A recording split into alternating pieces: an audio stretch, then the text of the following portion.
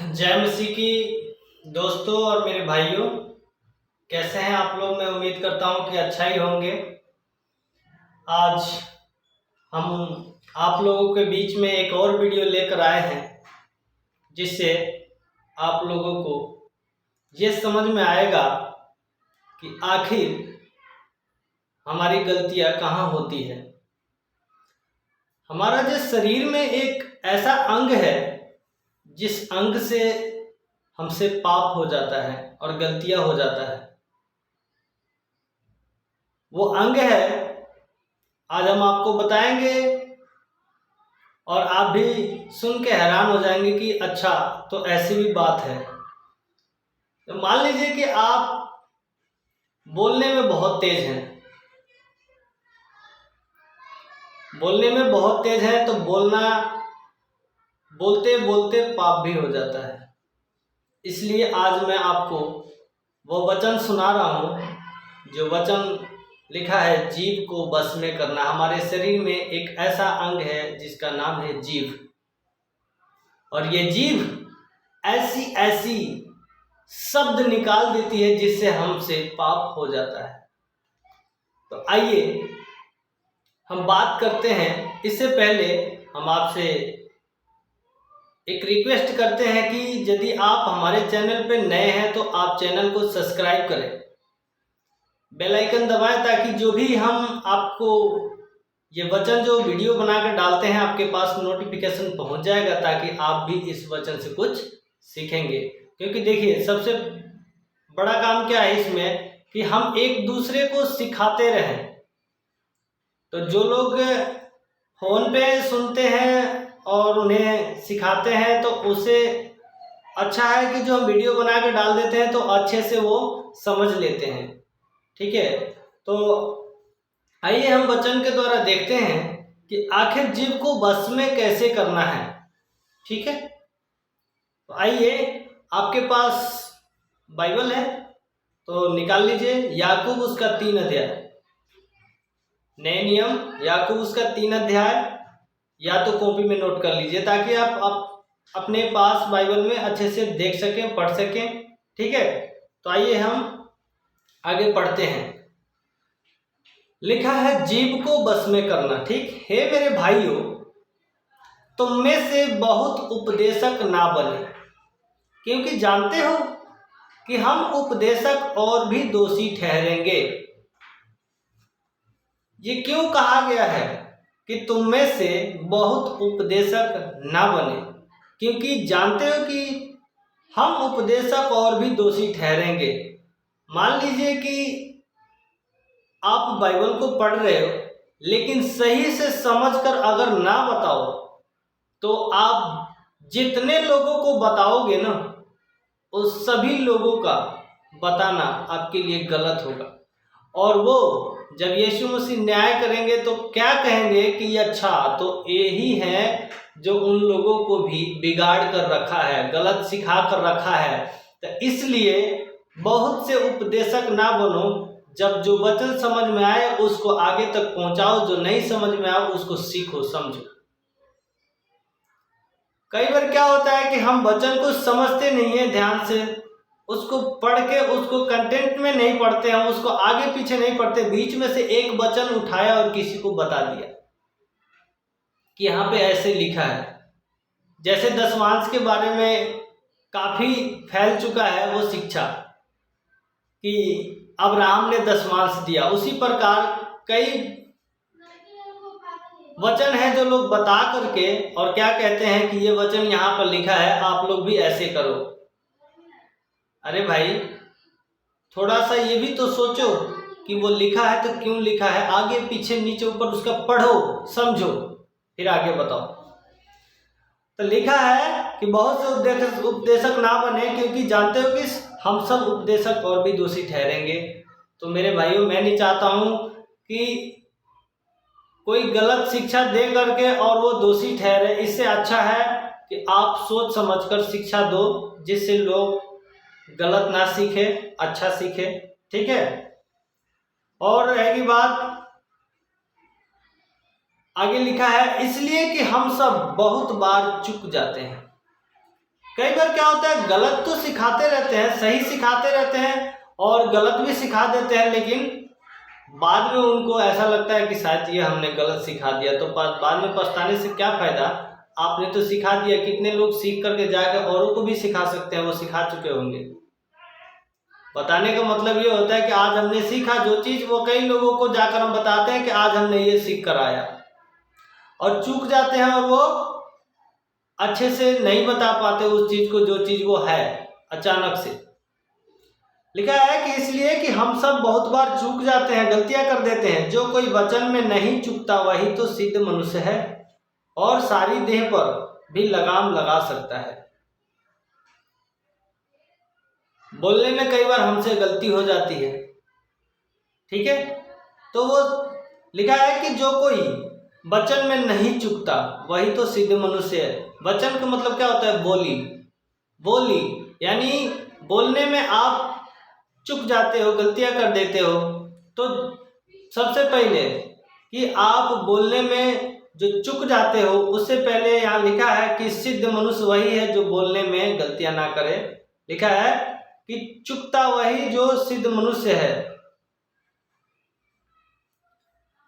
सारी देह पर भी लगाम लगा सकता है। ठीक है, जब हम अपने वश में करने के लिए घोड़े के मुंह में लगाम लगाते हैं तो हम उसकी सारी देह को भी घुमा सकते हैं। आपने वो गांव में टंगा देखा होगा जिसमें घोड़े लगाते हैं, तो उसको घुमाने के लिए हम लगाम लगाते हैं, तो उसको पूरे देह को अपने बस में कर लेते हैं। जिधर लगाम खींचते हैं उधर वो घूमता है। इसी प्रकार लिखा है कि जब हम अपने वश में करने के लिए घोड़े के मुंह में लगाम लगाते हैं तो हम उनकी सारी देह भी घुमा सकते हैं। तो देखो, जहाज भी यद्यपि ऐसे बड़े होते हैं और प्रचंड वायु से चलाए जाते हैं, तो भी एक छोटी सी पतवार के द्वारा माझी की इच्छा के अनुसार घुमाए जाते हैं। एक जहाज में भी छोटी सी पतवार होता है जिसके द्वारा पूरे जहाज को जिधर मर्जी उधर घुमा सकते हैं। तो हमारे शरीर में ये जो जीभ है, इस पे लगाम लगाना चाहिए। लिखा है वैसे ही जीभ भी एक छोटा सा अंग है। क्या है, जीभ भी एक छोटा सा अंग है और वह बड़ी बड़ी डींगे मारती है। देखो, थोड़ी सी आग से कितने बड़े वन में आग लग जाती है। थोड़ी सी आग से कितने बड़े वन में आग लग जाती है। अगर दो व्यक्ति लड़ाई कर रहा है, आप वहां पहुंच के थोड़ी सी और डींगे मार दिया, ले थोड़ी सी चढ़ा दिया, उस जीभ के कारण उन दोनों में और लड़ाई बढ़ गई और आग लग गई। समझ लो कि उनका हो गया काम। बोलने में थोड़ा सोच के बोला करो, क्योंकि पता है इधर के बात इधर करना ये भी जीभ ही करता है। इस जीभ को बस में रखना। जितने लोग आज चुगली करते हैं उतने लोगों के लिए ये वीडियो है कि वह चुगली करना छोड़ दे। ठीक है, लिखा है कि जीभ भी एक आग है। जीभ हमारे अंगों में अधर्म का एक लोक है। जीभ हमारे अंगों में अधर्म का एक लोक है और सारी देह पर कलंक लगाती है और जीवन गति में आग लगा देती है। नर्क कुंड की आग से जलती रहती है, क्योंकि हर प्रकार के वन पशु पंछी और रेंगने वाले जंतु और जलचर तो मनुष्य जाति के वश में हो सकते हैं और हो भी गए हैं, पर जीव को मनुष्य में से कोई वश में नहीं कर सकता। वह एक ऐसी बला है जो कभी रुकती नहीं। वह प्राणनाशक विष से भरी हुई है। इसी से हम प्रभु और पिता की स्तुति करते हैं और इसी से मनुष्य को जो परमेश्वर के स्वरूप में उत्पन्न हुए हैं श्राप देते हैं। एक जीव ही ऐसा है जिसे हम परमेश्वर की स्तुति करते हैं और उसी जीव से हम मनुष्य को श्राप देते हैं, उसको गाली दे देते हैं, उसको बुरा भला कह देते हैं। तो बताइए, उस जीव से हम अच्छे काम के लिए लगाम लगाए, अच्छे शब्द बोलने के लिए लगाम लगा के रखें कि उससे बुरा शब्द ना निकले। ठीक है, क्योंकि लिखा है इसी से हम प्रभु और पिता की स्तुति करते हैं और इसी से मनुष्य जो परमेश्वर के स्वरूप में उत्पन्न हुए हैं श्राप देते हैं। एक ही मुंह से धन्यवाद और श्राप दोनों निकलते हैं। हे मेरे भाइयों, ऐसा नहीं होना चाहिए। एक ही मुंह से, एक ही जीभ से धन्यवाद और श्राप दोनों नहीं निकलना चाहिए, आप एक तरफ हो जाओ। या तो धन्यवाद निकालो, श्राप तो निकालना ही नहीं चाहिए। तो सबसे पहले आप जीव के कारण, आप क्या लिखा है यहाँ पे, जीव एक अधलोक का अंग है।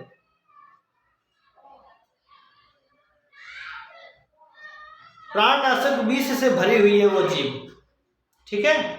और जीव को मनुष्य में से कोई भी बस में नहीं कर सकता, ठीक है। और नरक कुंड की वन पशु पंछी रेंगने वाले जंतु जलचर तो मनुष्य जाति के बस में हो सकते हैं।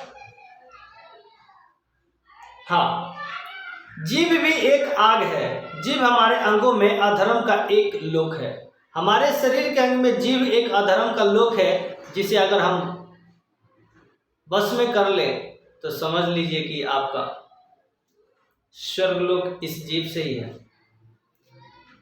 क्या सोते के एक ही मुंह से मीठा और खरा जल दोनों निकलता है? हे मेरे भाइयों, क्या अंजीर के पेड़ में, जैतून या दाख की लता में अंजीर लग सकते हैं? नहीं लग सकते हैं। वैसे ही खारे सोते से मीठा पानी नहीं निकल सकता है। तो मेरे भाइयों, ये जो हम जीव को वश में करना, इस वचन को जब हम पढ़ते हैं तो देखिए इसमें क्या क्या लिखा है कि जब हम अपने वश में करने के लिए घोड़े के मुंह में लगाम लगा सकते हैं, तो हम उनकी सारी देह को भी घुमा सकते हैं। इस प्रकार से हम अपने जीव पर लगाम लगाएं, जीव को वश में करें, ताकि हमसे गलत ना बोला जाए। किसी को गाली मत देना, किसी को बुरा मत कहना, किसी की बात की चुगली मत करना। हमने फ़ोन कर ली और इनसे बात कर ली और इनसे बात करके अब फिर दूसरे से बात की, इनकी बात उनसे कह दी और इन दोनों में लड़ाई करा दी। ये चुगली होता है भाई। ऐसे पाप मत करो। चाहे जो भी कोई ऐसा पाप कर रहा है वो ऐसे पाप मत करो, नहीं तो फिर क्या होगा। क्योंकि वचन में लिखा है परमेश्वर पापियों को नहीं बल्कि धर्मियों को सुनता है। आप प्रार्थना करोगे, आपकी प्रार्थना नहीं सुनी जाएगी, फिर आप कहोगे कि मेरा प्रार्थना क्यों नहीं सुनी जा रही है। आप अपनी प्रार्थना को रुकावट मत बनो। ये पाप करना छोड़ दो, इधर उधर के बातें करना छोड़ दो। आप प्रार्थना करो, वचन पढ़ो।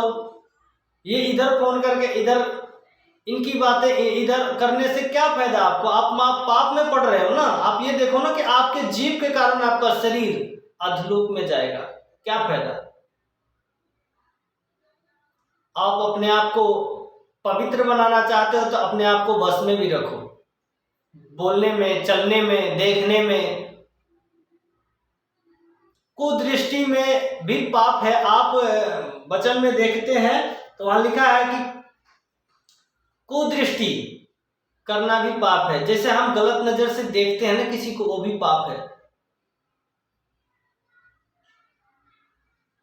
तो मेरे प्रिय दोस्तों, मेरे भाइयों, अपने आप को, जीव को जो है बस में करो, ताकि आप पाप में ना पड़ो। और आगे हम आप लोगों के लिए और भी वीडियो जरूर बनाकर डालेंगे।